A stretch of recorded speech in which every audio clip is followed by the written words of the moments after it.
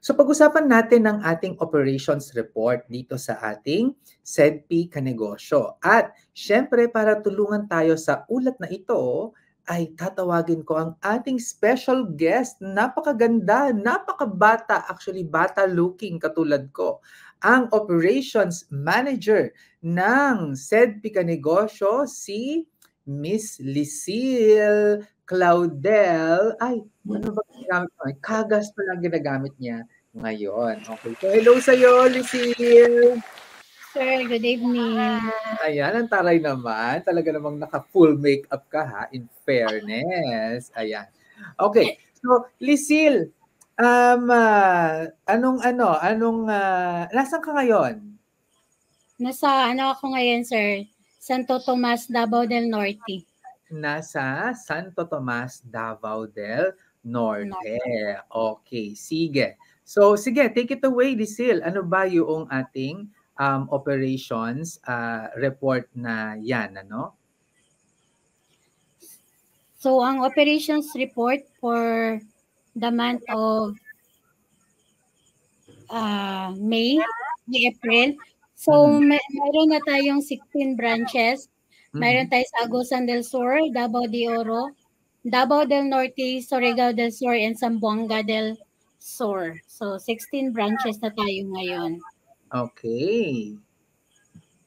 So, itong nakikita yun na picture, ito yung headquarters natin na nasa Banahaw, Bayugan 3, Rosario, Agusan del Sur. So, kung may gustong mag-apply, may mag-inquire, pwede kayong pumunta dito sa headquarters natin sa Mindanao, Rosario, Agusan del Sur. Ayan. So ano ba yung mga produkto at serbisyo natin, Lucille? So ang mga produkto natin service, una, meron tayong kanegosyo. So ang kanegosyo, ito yung joint venture capital. Meron tayong key-in group at meron din tayong key-in solo. Meron tayong katambayayong. Anong ibig sabihin nung kanegosyo? Ano yung joint venture capital? Ito yung pinapautang natin sa mga members, sir, para magkaroon sila ng negosyo or additional capital sa mga existing business nila ngayon. Okay. So, pangalawa, meron tayong katambayayong. So, itong katambayayong, para siyang damayan. So, meron tayong Hindi siya parang damayan. Damayan talaga siya. Damayan. Ang katambayayong natin, ito yung damayan. Meron tayong death, sickness, disaster, fire, and accident. So, pwede dito sa ating mga member, kung hindi rin kayo uutang, mayroon din tayong katambayayong para sa mga non-members. Ayan, oo. Hindi, Lucille, members natin sila. Kung naging katambayayong member yan, client yan, member na natin sila. Okay? Sige, ano naman yung kaipon? So, ang kaipon, ito yung... Si Lucille ay kinakabahan dahil Tagalog yung salita. Pwede mag-Bisaya. Pwede Bisaya na lang? So, sa kaipon, sir, ito yung joint venture counterpart. At mayroon din tayong layaway. So, kung gusto nila ng cellphone, mga appliances na gusto nilang magkaroon sila, so mayroon tayo ditong layaway at saka emergency savings. Okay. Mayroon din tayong Kabalay Security Deposits. Okay. So para saan yung Kabalay Security Deposit? I think related yan dun sa pang-apat na produkto natin, ano? Tama, sir. Kasi mayroon tayong Kabalay. So itong Kabalay para sa socialized housing, para sa members at saka non-members sa SEDP, pwede silang kukuha sa Kabalay. Ayan, okay. So socialized housing natin yan, no? So ilan na ba yung ating mga joint venture members ngayon, Lucille? So as of to answer, sa April 2024, mayroon tayong 19,400. Then kung titingnan natin yung figure natin, ang 2023, mayroon tayong 19,300. 19,300 pala. So, 19,003. 19,003. So kung titingnan natin yung figure, medyo siya maliit lang yung pag-increase natin. Pero dahil to nagkaroon tayo ng dalawang calamity, no, mayroon tayong baha sa January at saka February, kaya medyo mabagal yung pag-increase ng members natin. Okay, sige. Ito namang joint venture portfolio natin sa ating SEDPI Kanegosyo. Ano naman ito?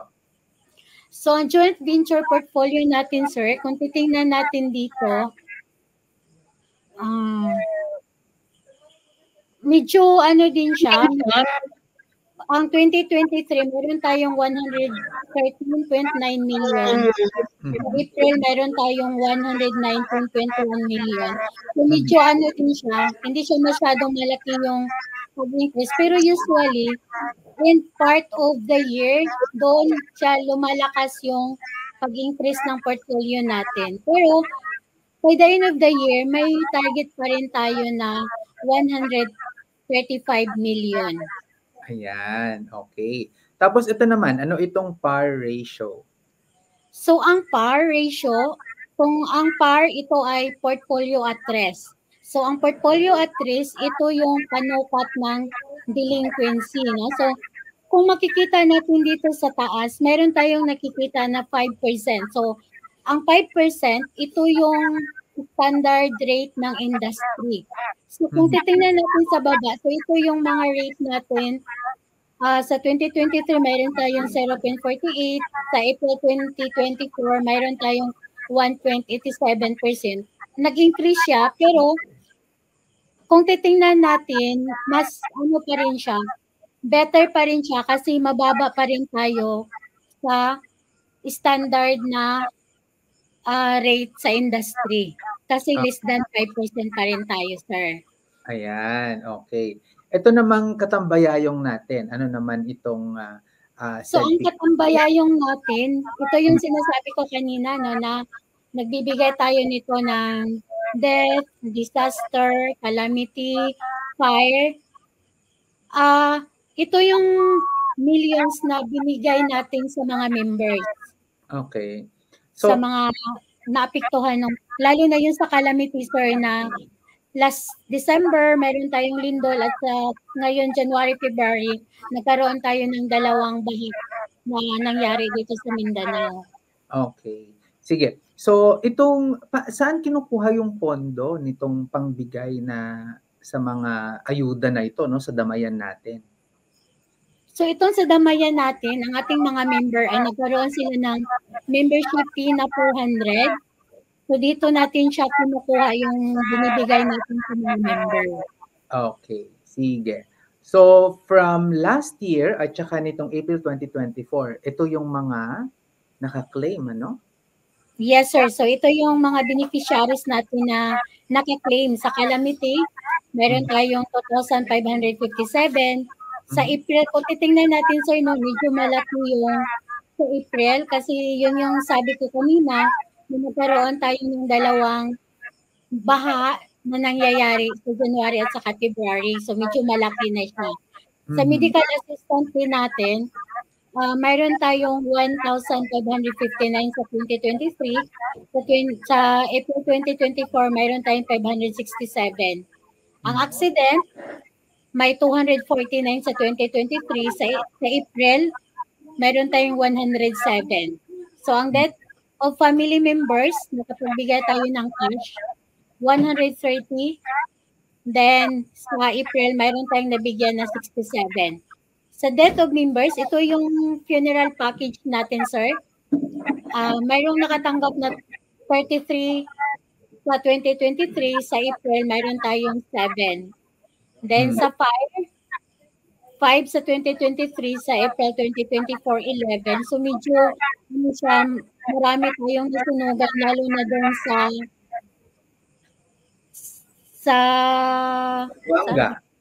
Zamboanga. Tama, sa Zamboanga pala ito. So, medyo marami sila. 12 yung sa Zamboanga natin na nasunugan. So, kaya ito pa lang, umabot na ng 11. Oo, no? Yung sa Zamboanga kasi nitong June pero itong sa ibang mga areas natin, marami ring mga nasunugan.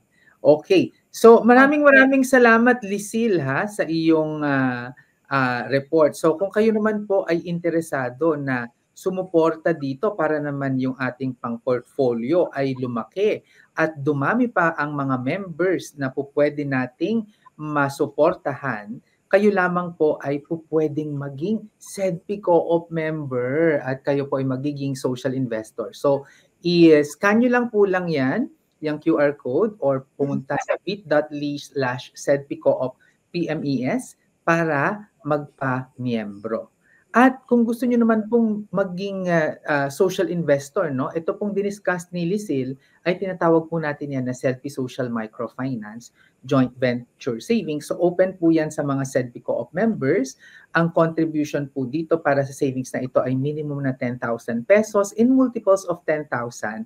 7% per annum po ang ating makukuha dito na dividend at monthly po ang payout. And then, ang term pa nito ay 6 months at syempre, gaya po ng lagi nating sinasabi, walang guarantee ha itong ating pagsali dito. So tayo po ay magsasama sa hirap at ginhawa. At fortunately, dito naman po sa ating SEDPI Social Microfinance ay puro ginhawa pa lang ang ating nakukuha. Kung gusto niyo pong makita ang iba pang mga SEDPI SRIs natin o ating mga joint venture savings, pumunta lamang po sa bit.ly/SEDPI SRIs or i-scan natin ang QR code na ito. Ayan! Kami po, ako po pala, si Sir Vince, ang inyong financial guro, nagsasabing ang pagyaman na pag-aaralan at napagtutulungan.